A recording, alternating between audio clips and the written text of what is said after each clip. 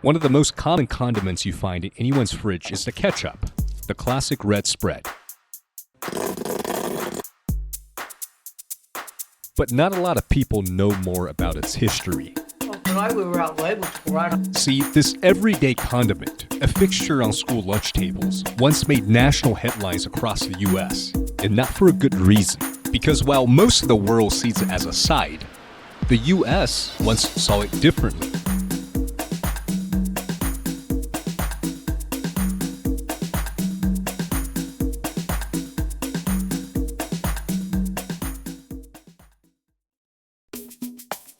Ketchup as an American staple has always had a lighthearted feel to it. Its bright red hue often pairs well with themes of fun and play.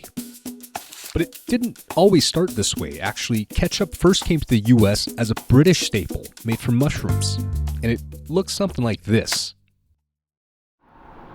And it wasn't until the 19th century that tomato-based versions were used. And it was at this time that Henry J. Heinz, son of Bavarian immigrants, established his brand of ketchup as a household name. Ketchup may have started as an American staple, but that changed quickly. After World War II, it rapidly spread, even catching on in food-rich nations like France. But today's story isn't about ketchup's global reach or its soft, kid-friendly image. It's instead about the US government, and more specifically the United States Department of Agriculture's attempt to count this kid-friendly bottle of sauce as a serving of vegetable for the future's brightest, turning what's a barely passable lunch tray into an even bigger nutritional disaster. To better understand the why here, we need to quickly rewind to the 1980s, a decade bursting with bold visions of the future where consumer culture was booming, with malls becoming social hubs and brand marketing hitting new highs. It was a period dominated by image and driven by a growing obsession with self-improvement, where living life in sunshine in the fast lane was glorified on big screens and TV sets. It was an era of seeking optimism and an era of striving for growth. It's why in Wonder Woman 1984, Pedro Pascal's character says the iconic line, "Life is good, but it can be better." It captured the mood of the decade, a mixture of forward ambition and the urge to constantly improve. And the man in charge during this time was also selected to represent the spring evolution and positivity.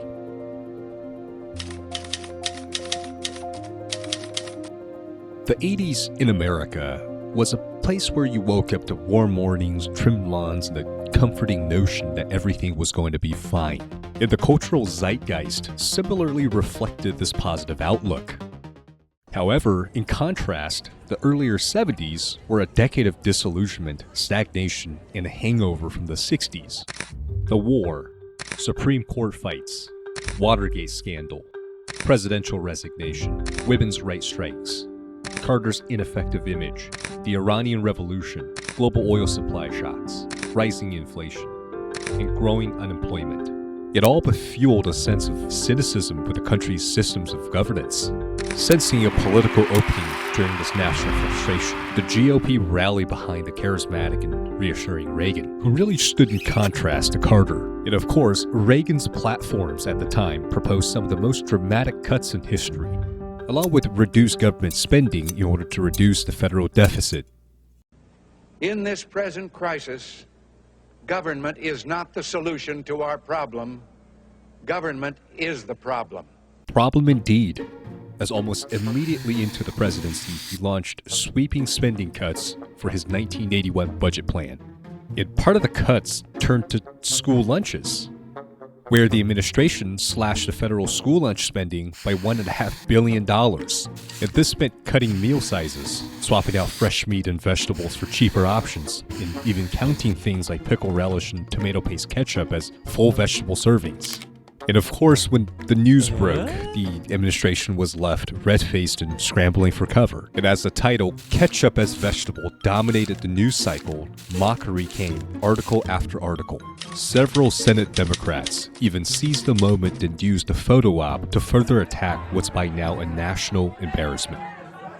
And of course, to make the timing worse, First Lady Nancy Reagan was busy hosting glamorous White House events and showcasing luxuries like gold-trimmed china and deep red accented table sets.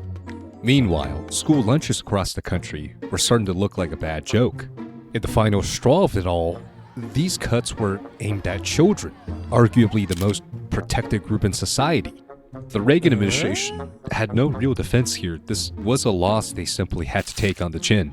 By late 1981, these proposals had to be revised. And in September, Reagan had to publicly announce that he was abandoning the earlier set of cuts-induced nutrition standards.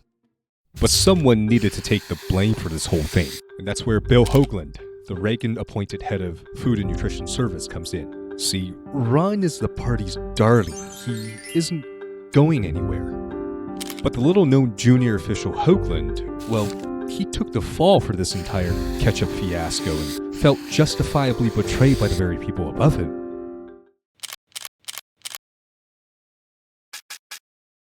Ultimately, this entire show ended with the withdrawal of the planned cuts. And as more details emerged, we learned that this entire issue stemmed from rushed proposals and tight budget deadlines, giving just 12 weeks to redesign school lunches. Ultimately, these planned cuts were so uncoordinated, it turned even a potentially justifiable decision into a full-blown disaster.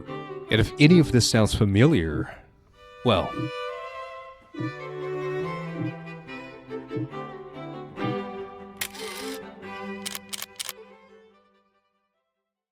Reagan's presidency is widely remembered for reshaping America's role on the global stage, ramping up Cold War pressure on the Soviet Union, forging strong ties with allies like the UK, and championing free market policies worldwide. His image as a decisive international figure was crucial to his legacy. But while his international impact drew praise, it often overshadowed some of the more chaotic decisions made back home, which arguably sparked growing inequality.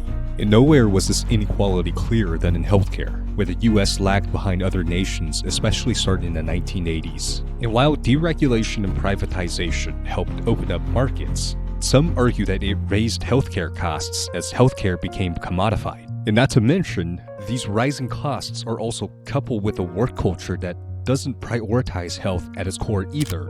And the latest round of cuts as part of this big beautiful bill will likely make existing inequalities even worse. Because the deep cuts to healthcare and nutrition assistance outlined in Project 2025 will pose major threats to the stability of the American public health system. In the end, Reagan did express concerns about some aspects of his approach. His massive military spending had actually ballooned the deficit despite promises to reduce it. Despite the fallout, Bill Hoagland later served 2 decades on the Senate Budget Committee. Now a senior VP at the Bipartisan Policy Center, he instead champions expanding the school lunch program. With a new cast of misfits now running the Department of Health, healthcare professionals across the country are now rightfully sounding the alarm. While the courts offer occasional reprieves, relying on them alone is risky, as it has never been a better time to start thinking about organizing for action and resistance.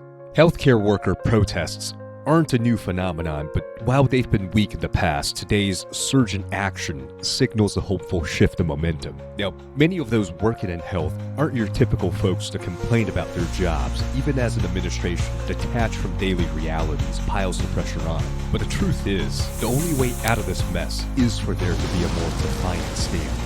And while there's still quite a lot of hesitancy in medicine to fully invest in collective action, the growing marginalization of doctors, nurses, researchers, and the threats to the health system necessitates a discussion about how to take back control of the public health leadership. Because now, more than ever, everything is indeed under threat.